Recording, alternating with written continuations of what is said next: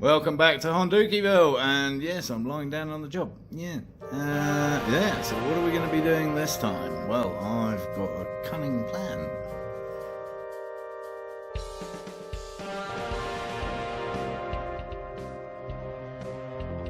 So, what's this cunning plan? Well, it's a masking plan.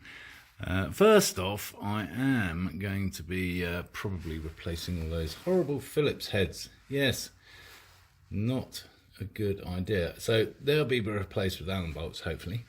Anyway, this is the clutch cover, and this doesn't matter so much. So I'm not going to worry about masking that. I'm just going to take off my nicely painted anodized effect cover, keep it safe, and clean it up a little bit while I got it off, which I should have already done. And I'm just going to let the paint bleed into that. That's not a problem. However, we have the points, which probably don't do well with paint. And there it is. Simple but genius. Yeah, just a plastic bag. So what I did was, as you can see, put the plastic bag on the inside. And yes, I put it on upside down, so what? Put the plastic bag on the inside of the cover, screwed it into place, and there we have one perfect bloody masking. How clever is that?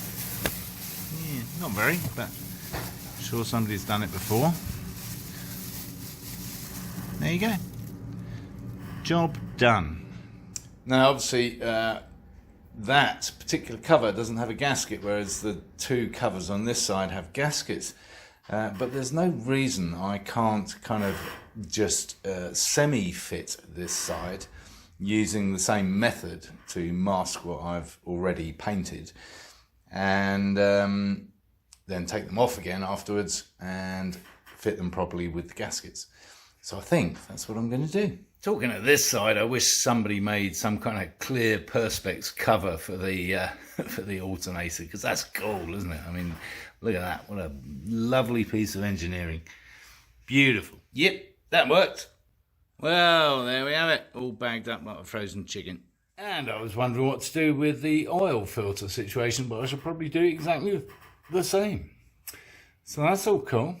So, yeah, I've done the worst of the cleaning. And the next stage, I think, is to wheel it outside, give it another final foaming degreasant, and spray that all down with water. And then maybe give it some, oh, you're still looking at me. I didn't know. Yes, that's why I spun round, so I could focus on that. Yeah, give it some automotive prep. Yeah, multi-purpose foaming prep cleaner. Might give it a dose of that beforehand. Might not, actually. Anyway, and then we're ready for our not gloss black. Yes, our low gloss black. This is exciting. So yeah, I think I'm going to use the low gloss for the engine itself and the semi-gloss for the frame. See what I mean? Perfectly masked off. How about that? Well, you know me. I did a little test patch, and yeah, I think it's going to look good. Meantime, some more shrink wrap turned up. So I'm shaking a can, by the way. Yeah, so those turned out okay, actually. And more. Well, it would be rude to stop there, so I'm carrying on. That's wet, by the way, not gloss. So, yeah, switching subjects slightly.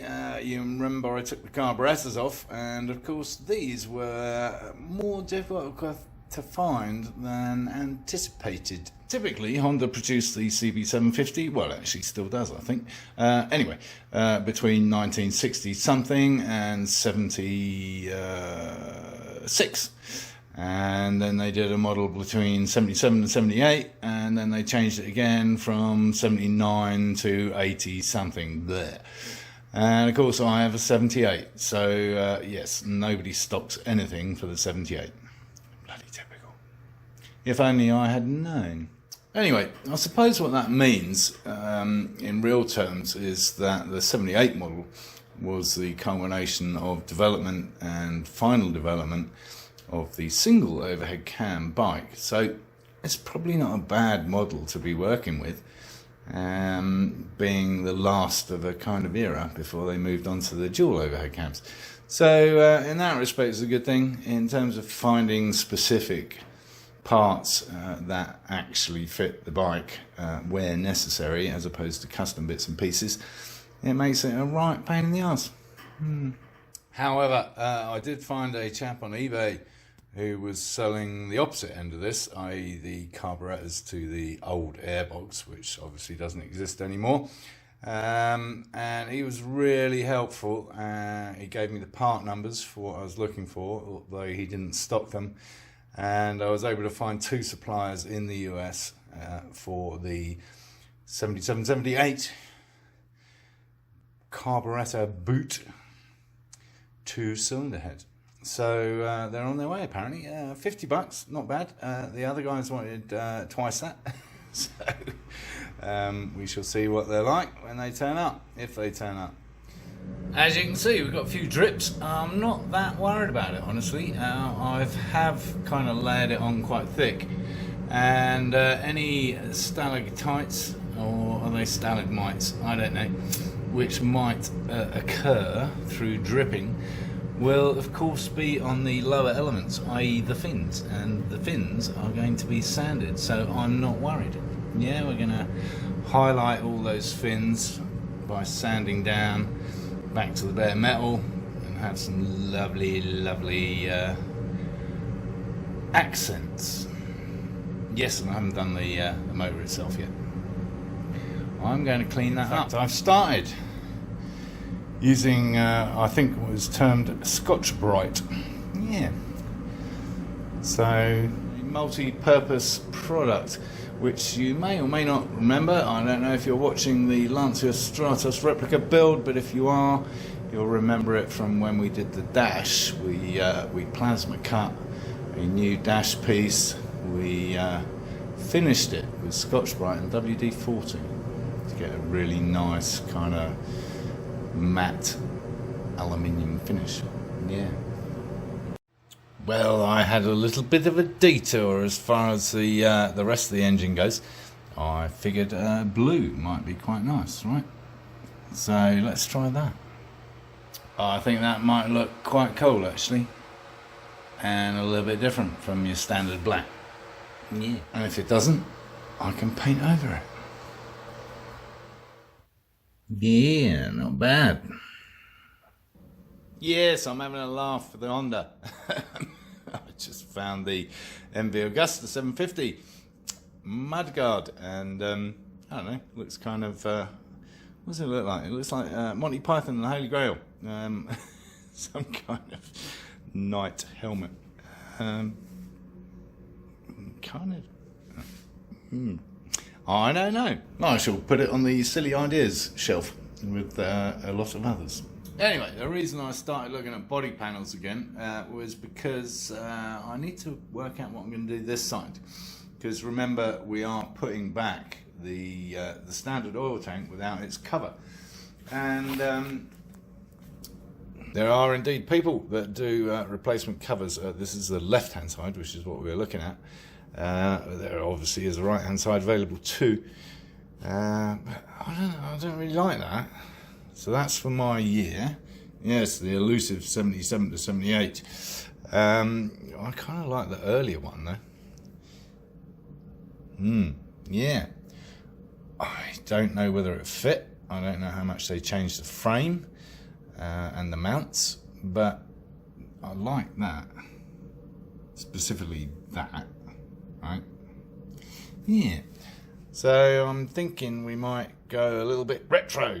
I have to be honest, I prefer this. Yeah, that's where I got started. I was looking at Motor Guzzi, because that's a possible, another possible project.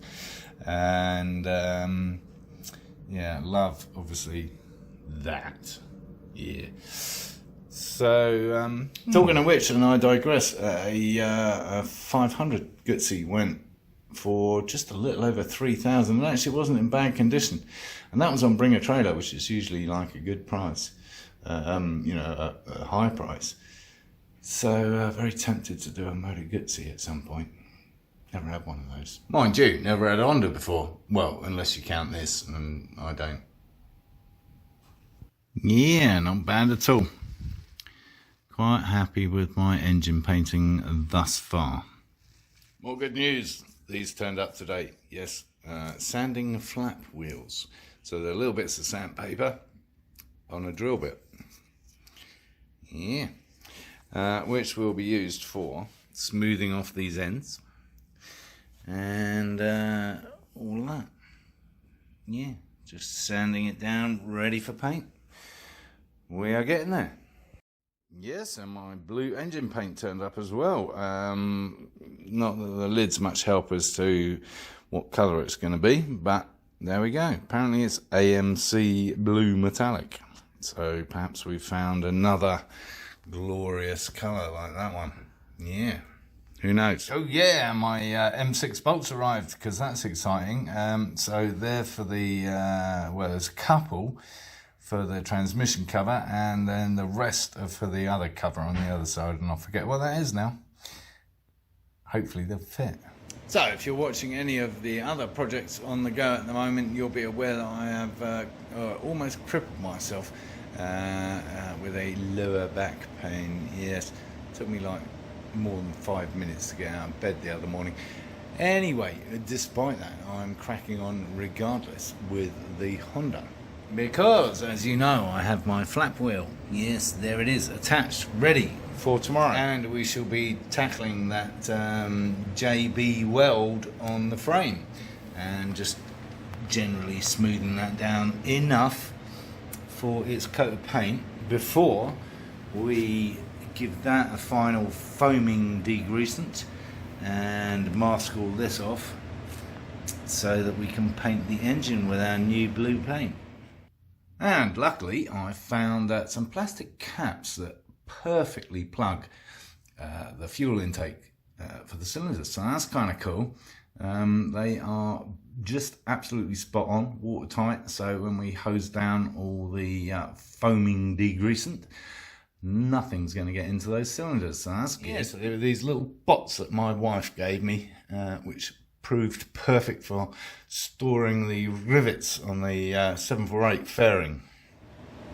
And on that cliffhanger, I shall leave you for this episode, and you can return to find out what the eventual engine paint looks like. Yes, so tune in next time, and if you haven't already, subscribe down here. And what else? Like the video. Yeah, that's important too. Please like the video, and comments. I mean, just give me some comments, dudes. And of course, if you haven't already, encourage others to watch my lunacy.